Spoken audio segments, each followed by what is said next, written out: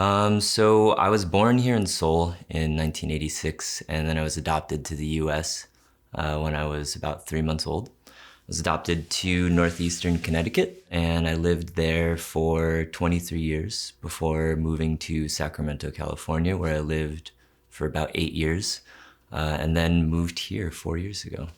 So I think my upbringing was pretty standard as far as Northeastern Connecticut childhoods go. Grew up in a two-parent household. I was the oldest of four. I have a sister who's the same age as me, who's a biological daughter of my adoptive parents. I have a brother, and then I also have a sister who's 7 years younger than me. My parents were always open to the conversation about, my heritage and adoption, but it wasn't something that we really had conversations about until I became interested in moving here. Probably just because of my own negligence and not wanting to really dig deep into that part of my life. But it did come up a few times in conversation in relation to my youngest sister's exploring Korea, because she came on her trip when she was maybe 11. So at that time, I think I was 18, which would have been like the prime years of me really hating my Koreanness, so to speak. But yeah, they were always open about the conversation and willing to talk about it.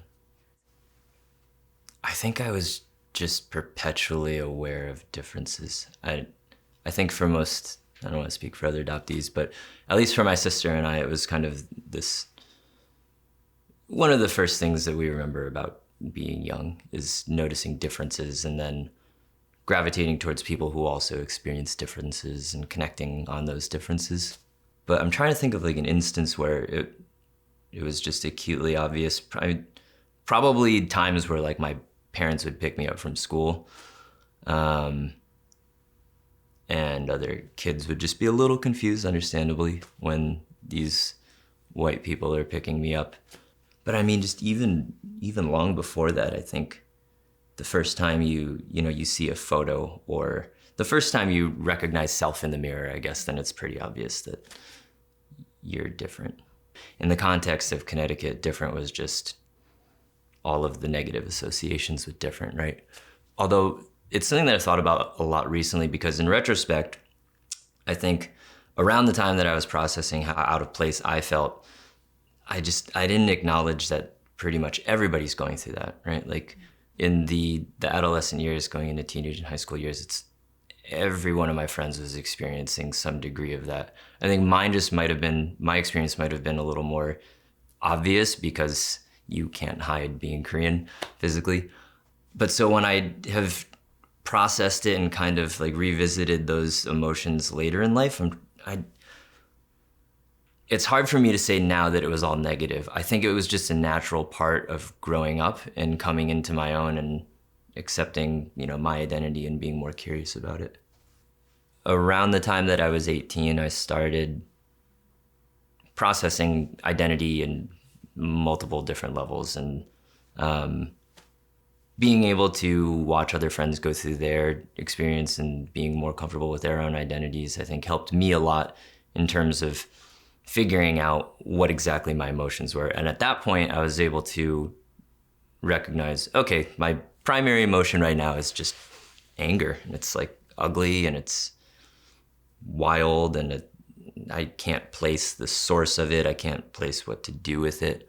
But it was up until that point that I had no idea what the emotions were. They were just kind of all swirling around, mixed with caffeine and other things that 18-year-olds have in their systems. At that point, I think it was my first year at university. I just tried to take a little more responsibility for my own emotions and look into it a little harder, even if it was uncomfortable. I didn't really talk to anybody about my identity or being Korean until pretty much right up until the point that I decided to move here. So this was when I was 30. I had conversations with my partners in relationships to varying degrees of depth about where I'm at with my identity. But those conversations were always halted because just emotionally I was not ready to talk about it at all. Even if they were well-intentioned and really wanted to help me process, it was just not something that I had the ability to do at the time. So when I was younger, I don't even remember talking to anybody about this at all. Even my sister, we didn't really talk about it. Yeah, I think if I was able to like coherently express myself, then they would have been open for the conversation. I just don't think I could articulate anything that was happening inside of me. It all just would have came out as it did, which was usually anger or mixed emotions and things like that. Like I don't remember them sitting me down and saying like, let's dig through your adoption, because I do remember the first time that we actually did that, and it was right before I was moving here, and they had to give me all these files and then photos that they hadn't seen in years. And at that point, I remember thinking like, wow, this is the conversation that I assume we had when I was younger, but I have no memory of. I didn't really have these conversations about being Korean American until right before I came here, because I kind of needed an explanation for my friends and family and partner and employer and everyone that I knew as to why I was just kind of dropping everything and moving here on such short notice. And that was a really weird experience, because I went from not talking about this at all to then all of a sudden having to tell every single person I know. I don't know if I even really started to have open conversations, or if I just started saying the same thing over and over because I was sick of explaining it to people. I was just saying, yeah, I'm going to explore my roots. I'm out. And that was it. The first reason that I wanted to come was, you know, the story that I'd created in my mind about like finding my birth mother and hearing her story and learning about Korea and striking it rich as a millionaire or some other stuff. Like in my head, there was no context of reality about like what my experience here would be. It was just all of these inflated dreams of things that I'd thought of throughout my entire life. And so that seemed like a good enough reason to explore coming here. So a few friends and I have talked about like the different, we made up these stages that adoptees kind of go through. And I think at a certain point, like when you're younger, almost all adoptees think about that. They think about meeting their parents. And for me personally, that started as like very selfish reasons, right? Like I wanted answers, or I wanted a conversation or something that I was owed. But then I think the more that I've learned and most of my friends have learned about what it was like for birth mothers in Korea, the interest changes like entirely. So where a lot of my friends are at who haven't met their birth families is just kind of understanding how difficult it was for birth mothers, and wanting to hear what that experience was like for them. I think that when I came to Korea, I was hoping for, honestly, I have no idea what I was hoping for. I think I was just hoping like to be all right. I was hoping to find purpose to a degree. I think that by the time that I got here, I had just kind of told this stupid story so many times that I was like, shit, well, now I have to actually like explore my Korean heritage, and I have to like become a Korean chef and speak Korean and all this nonsense that just didn't matter at all. But at the time it seemed super real. Like there was a lot of pressure coming here, right? Like I had told everyone that I know that I was coming here to look for my birth mother and to learn about Korea. And I haven't. Like I just started living, I guess, right? Like life happens, and then you just, the reasons that you are in one place just change. And then 4 years later, I guess here I am.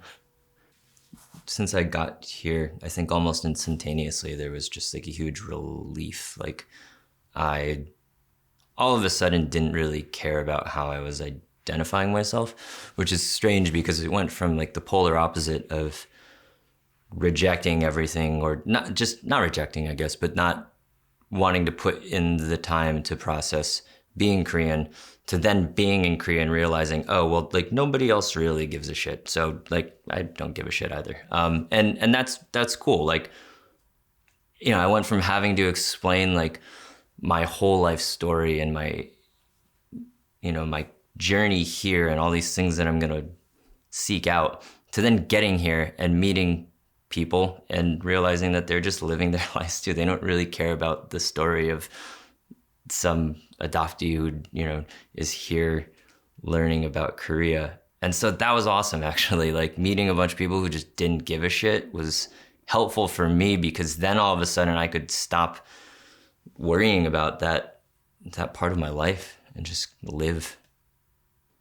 I think that it's important for people to ask questions of themselves about their identity whenever they're comfortable with that, and whatever that piece is. I think that there's a separation that's going to exist with my friends who, I guess, are not willing to process that part of their identity. But there's just things that we're not going to have in common anymore. There's things that I do want to share that I can't really like connect with people on anymore. So that sucks. But I think in general, like if people feel that their identity is important to them, then yeah, they should absolutely explore it and feel supported in exploring it. I mean, I can definitely think about like the most difficult moments, the darkest or the most challenging moments. And that was absolutely the first push towards exploring my identity. That was challenging. That was, entirely new to me. It was just mentally, it was exhausting. Like emotionally, I wasn't really ready to do it. In addition to that, I had like, for some reason, right before I came here, I had scheduled like 2 weeks of traveling right before I came here. So I was just like physically drained too. And then when I got here, I didn't have any idea about what I was doing. And I kind of befriended some people and started working in a restaurant where I was not actually like set up emotionally to do what I had wanted to do, which was, explore my identity. And so there were some really dark times there where I just felt entirely alone. But at the same way, like embraced by people in Korea. It was this super weird experience. Just most days thinking like, okay, well, I'm in Korea, this is great. I'm learning things every single day, but then also thinking like, well, what the hell am I doing here? Like, what am I learning? It's like 7 a.m. again, and I'm like wasted off soju. Like, what is the point of being here? We're like cooking. I was working at this restaurant that like I didn't like the food that we were making at all. So nothing made sense for a few months there. But in relationship to me exploring my identity and what was the happiest moment, I mean, overall, I've been super lucky. I've had a really great experience, both being here and then like personally just being able to process things. I've been very fortunate with that. I don't know, there's just some days you just feel great. You just feel super comfortable in your own skin. And that's maybe one of the benefits of living here, is just that just comes naturally every day. And I didn't really get that much before when I was in the US. Yeah, it's going to be entirely contradictory, but just like encouraging people to just make their own decisions when it comes to just not listen to stories. Like it's tough because for a while when I got here, it was the only frame of reference that I had about what other adoptees were going through was to listen to stories like this. But I don't know, people have to kind of go through things their own way. I don't recommend doing anything the way that I did. I don't recommend people trying to, glean bits of information from my story. But I think what I would want to share is just that for people who are curious about that experience and becoming more accepting of their own identity, that like, yeah, there is worlds of people who are comfortable. That feeling of not knowing what your identity is, Korean or American, I think that like it's becoming less and less common. the younger generations are so much more comfortable, and that's super cool to see. Like all my friends who are in their 20s are very comfortable with their identity. So hopefully people will feel more themselves when they go through the process of exploring their identity.